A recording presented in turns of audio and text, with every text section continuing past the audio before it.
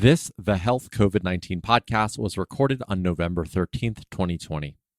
Fear and stress may be increasing in the lives of many as the global pandemic continues through the season, but it's important during this time to take action to reduce your stress and anxiety levels to prevent mental or chronic health problems. With a relentless focus on excellence in healthcare, Pullman Regional Hospital presents the Health Podcast. Today we'll be talking about the negative effects of stress and how to manage it in a healthy way. And here with us to discuss is Deborah Blazard, a psychiatric mental health nurse practitioner at Pullman Regional Hospital. Deborah, it is great to have you here today. My first question is pretty basic here, but what exactly are the main causes of stress? I feel like it really is different for everybody and every circumstance, but I feel like when circumstances in our lives demand more than we can give, we start feeling overwhelmed, and then this leads to stress. And the more we react to those things in our lives, then the stress increases. Some things, just generally speaking, it could be stressful to have a house full of kids. If you're a young mom, it could be that we've committed ourselves to too many activities, or we've got some urgent deadlines that we're trying to meet. This could cause stress. But like I said, what is stressful for one person may not be stressful for the next person.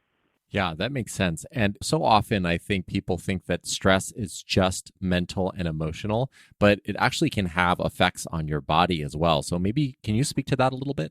Yeah, so when normal stress builds to a certain level and is no longer serving like a productive purpose in our lives, this is when our bodies start becoming more stressed. And what we typically see as a result of that, there might be some suppression to our immune system. Some people, their digestion gets upset. And this is some of the things that our body is doing to ward off the stress and giving us little cues that things are no longer productive or no longer going very well anymore. And we need to step in and take care of it. Yes, and one of the things that I've heard is that if left unaddressed, that long-term stress can actually cause health problems or increase risk of or to certain diseases. Can you speak to what those might be? Certainly it causes both emotional and physical damage, but probably just the health problems that one might see are the increased risk of a heart attack or a stroke. I know a lot of stress increases the aging process. And ultimately, like in my line of work, too much stress can almost rewire your brain, just leaving you more vulnerable to depression and anxiety. And when people feel this way, and I can certainly speak for myself, after a long, stressful day, I will tend to eat more. And I always love having a drink, maybe two, if I'm being honest. I imagine that a lot of people turn to eating more and drinking more when they feel stressed.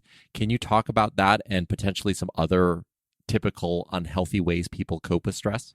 Yeah, I think you hit the nail on the head with the hammer. A lot of people, when they're stressed out, we see some unhealthy patterns of eating.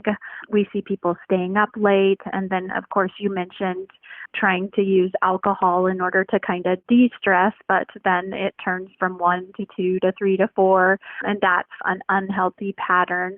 Poor sleep habits. Maybe some people are trying to meet a deadline so that they are staying up way later than they should, or another unhealthy habit would be just checking out and watching, I don't know, something on TV or the internet, but again, just way too late, so they're not allowing their bodies to get a good night's rest and cope with the stress.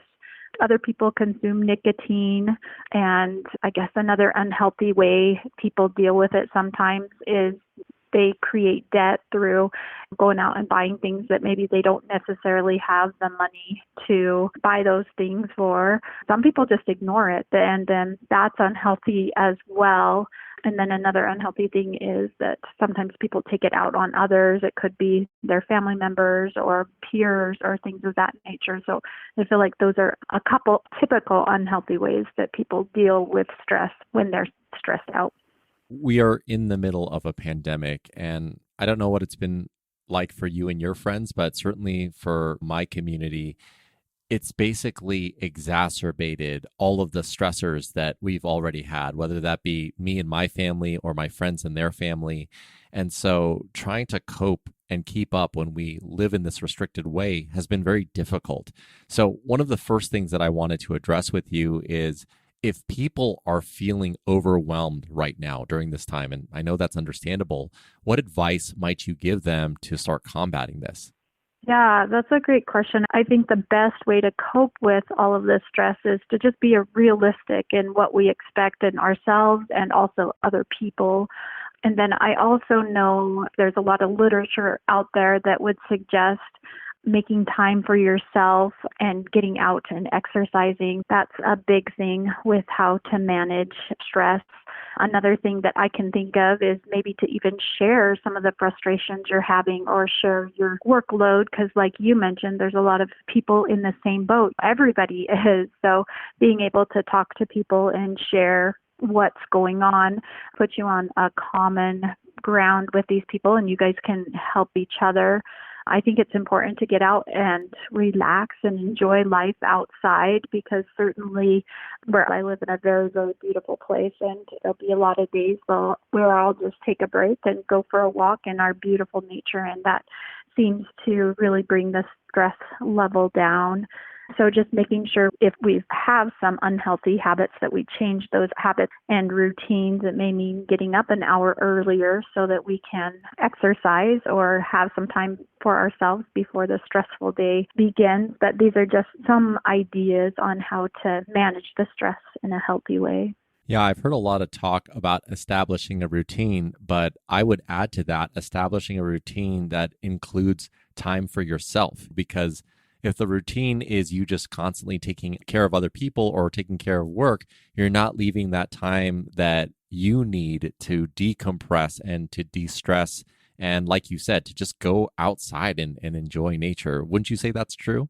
I would agree with that. Yeah, that's super important, especially if you're a caregiver in this pandemic, certainly.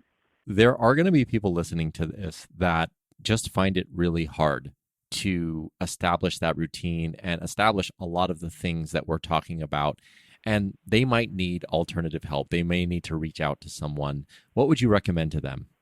Yeah, I think if there's ever a point where you feel like your activities of daily living are being altered or just being overwhelmed with feelings of either apprehensiveness or anxiety or a sense of sadness that just doesn't seem to go away despite trying to do some of these things that we've suggested, I think that would be a time when you want to reach out to maybe a local care provider first, and then see, after talking with your maybe primary care physician, seeing if a referral to a specialist might be warranted. And certainly that might be the course of action if the person is at a point where they've tried everything and they just can't seem to get over that hump.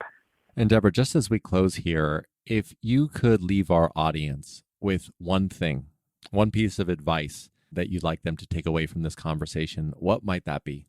Just basically, we're all in this together. I think we're helping each other out. These podcasts are wonderful in the sense that we're providing information. And the biggest thing is that we're not alone, that we can either reach out to a friend or a family member, and you can also be that person to help other people when you get on the right track. So experiences are very valuable in today and what everybody's going through.